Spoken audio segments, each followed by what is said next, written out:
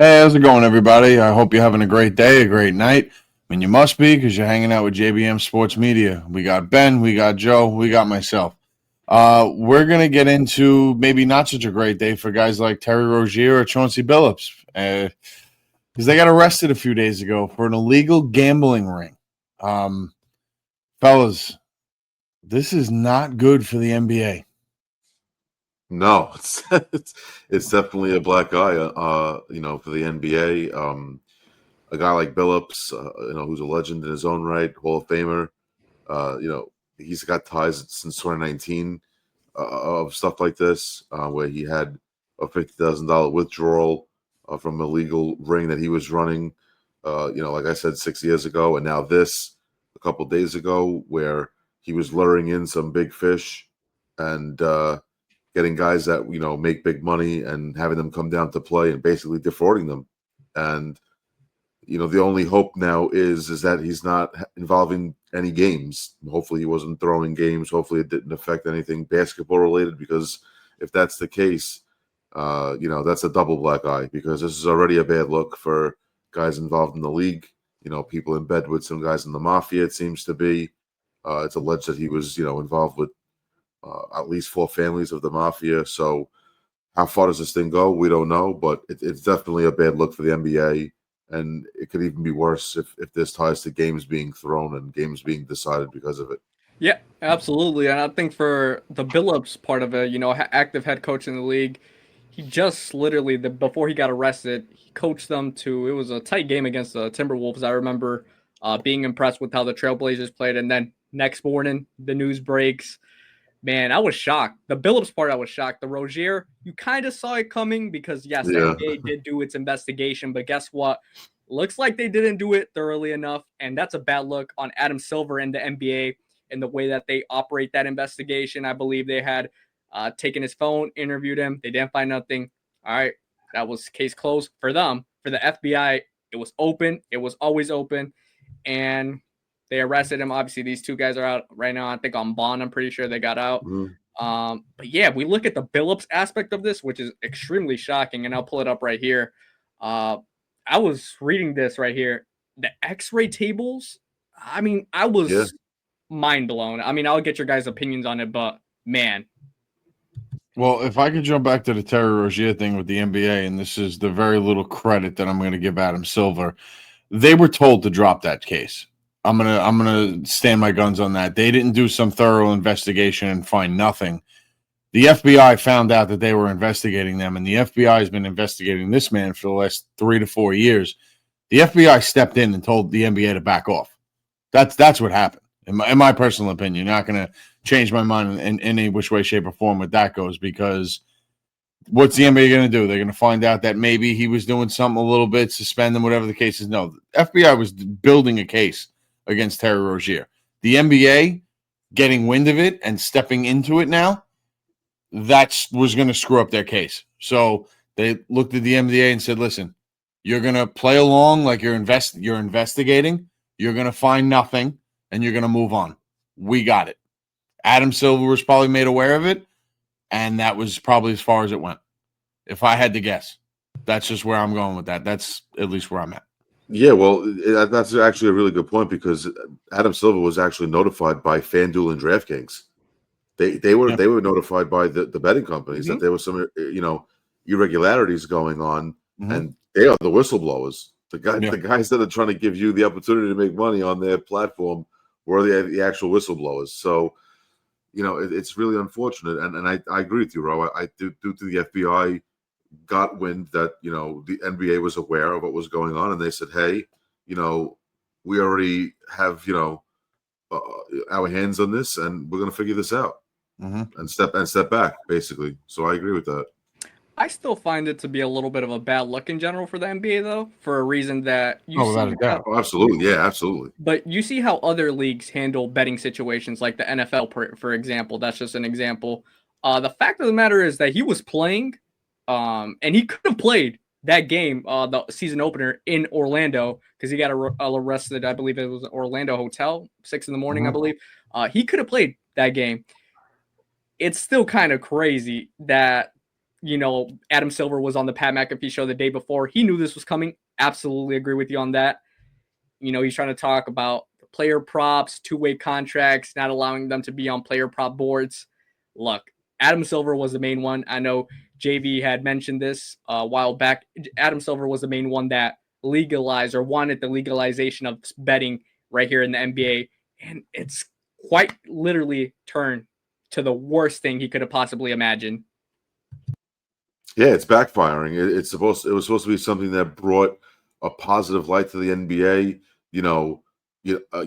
They haven't really pushed it to and put it in your face. They've been really good about it. They're not trying to globalize gambling or try to make money off of it. They're just using it as a chip to try to get you to watch their brand.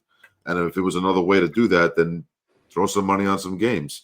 But they didn't expect this to affect the game where now it's potentially, are we talking about games getting thrown? Are we talking about players taking themselves out to hit prop bets? Are we talking about guys, faking injuries?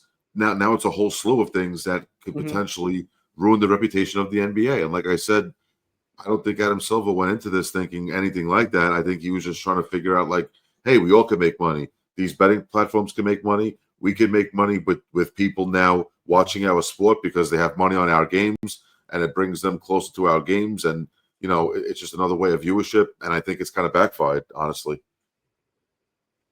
Yeah, I think I can go back and forth with this. I mean, I see that point. I also think it's tad desperate, just a little.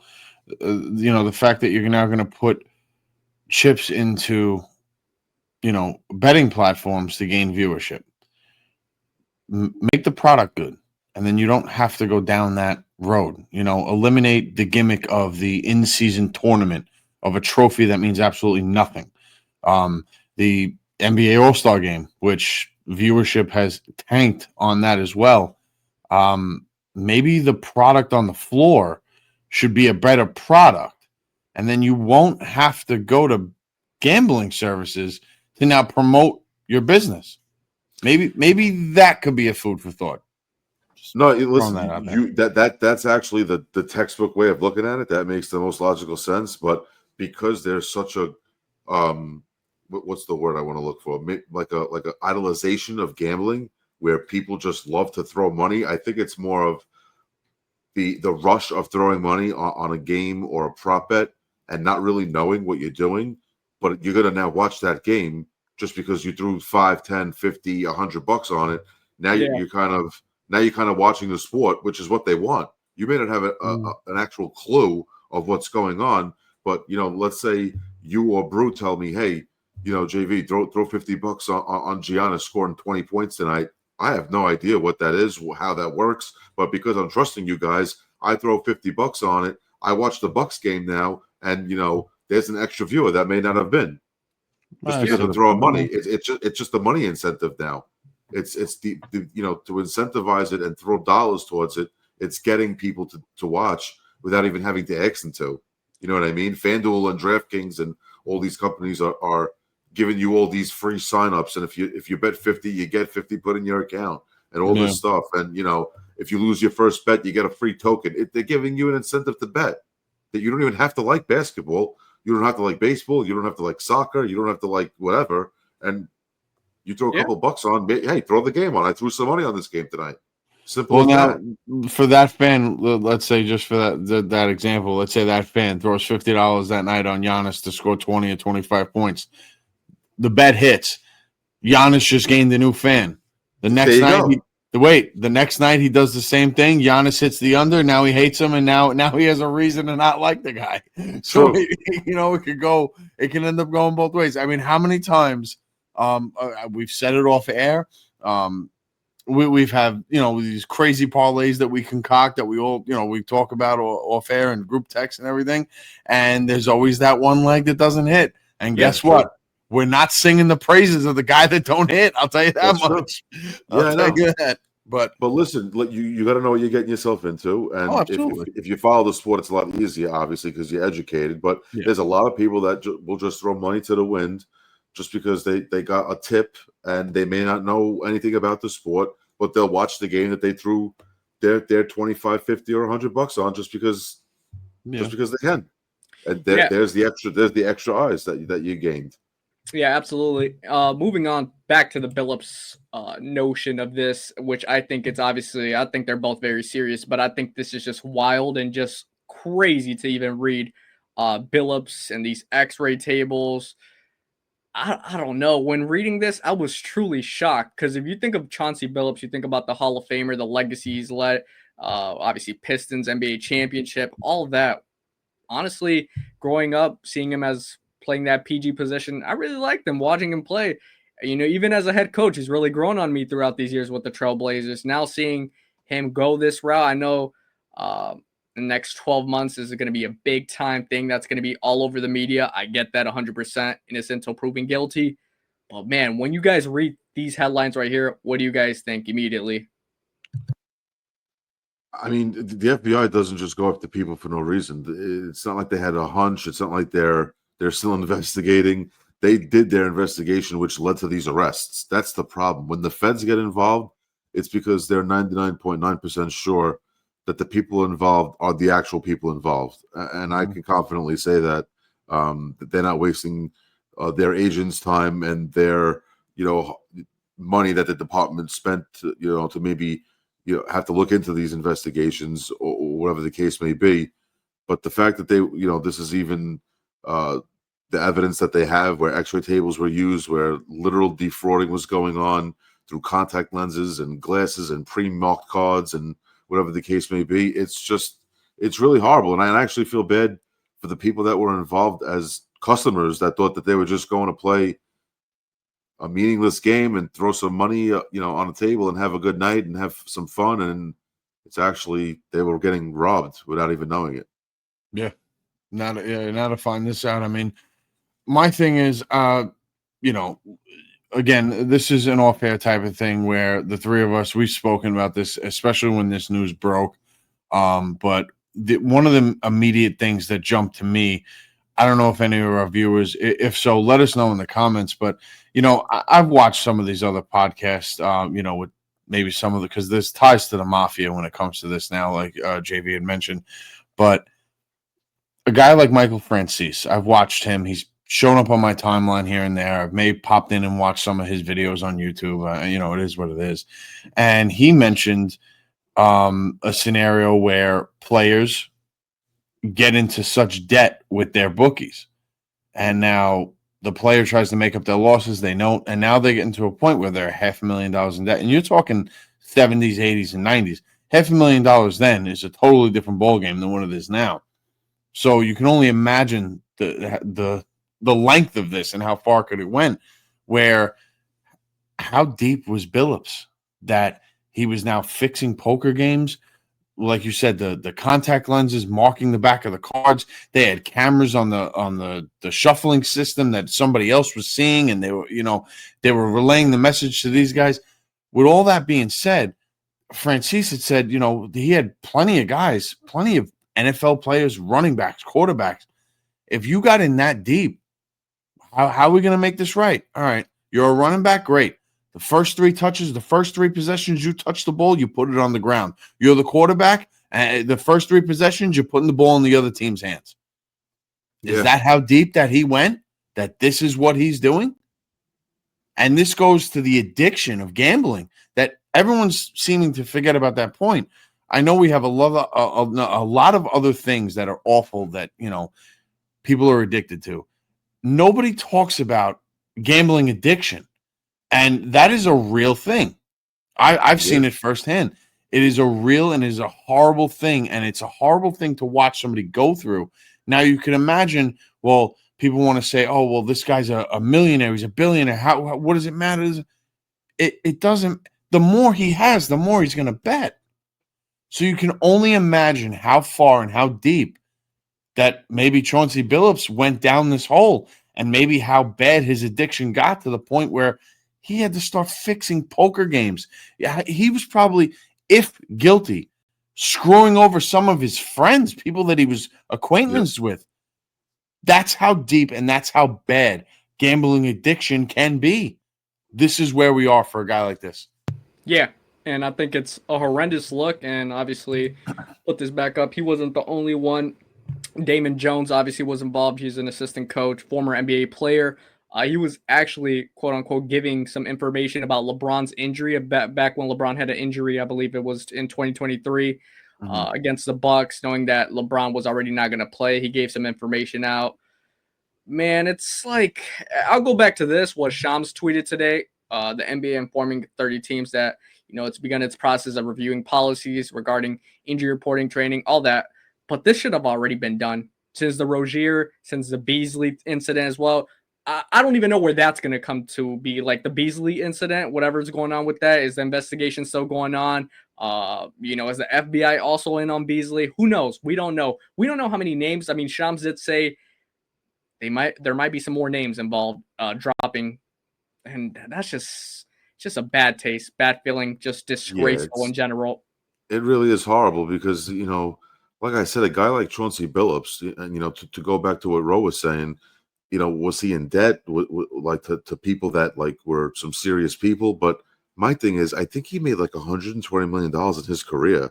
I mean, it's not like he made some change and was making, $500,000 a year, which is not chump change. I'm just saying, like, with the way these athletes make money, he was a very well paid player, and if he was in that much debt, with his net worth being what it was, that's something that's amazing too. And like I said, I just hopefully it didn't spill out into actual professional basketball games where he maybe was affecting the outcomes of games, and hopefully he was just keeping it towards these poker games, but.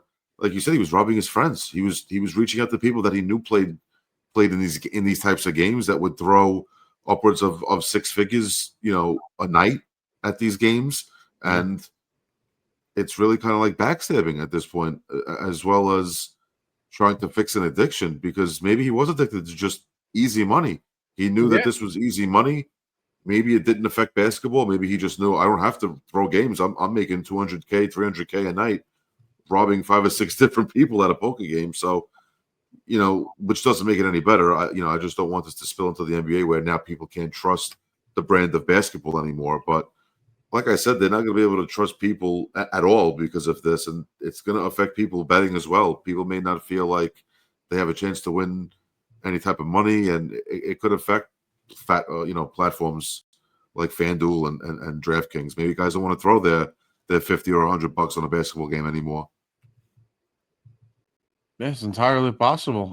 I mean, listen, I feel like the worst is honestly yet to come with this scenario. Ben had mentioned, what Shams had said, there still could be some names out there, not to connect him to this. So please don't take this out of context. But, you mentioned the LeBron thing. LeBron was actually questioned, about this whole thing. And obviously, he seems to not be connected as of right now, obviously, whatsoever to this. I wouldn't imagine he would be. I would hope not. At the end of the day, regardless how people may feel about LeBron James, he is still the face of basketball. You can't have that happen.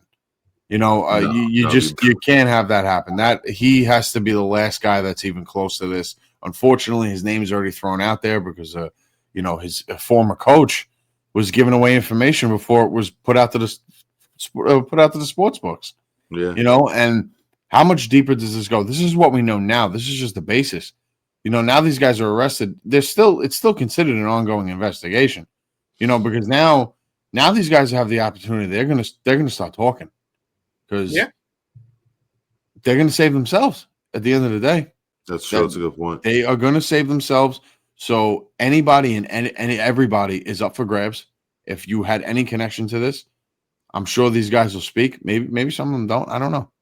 But I think a lot more names are going to get dropped out there. I think it's going to be a lot more former players too that maybe were involved in this. Maybe some of these guys. I mean, you see these horror stories of these former players and how they've blown their fortunes, 3-4 years after retirement. Things like that. There's a couple documentaries on it that I've watched a few of them, and it's heartbreaking to see how desperate maybe some of these former players could have gotten to have gone down maybe this road.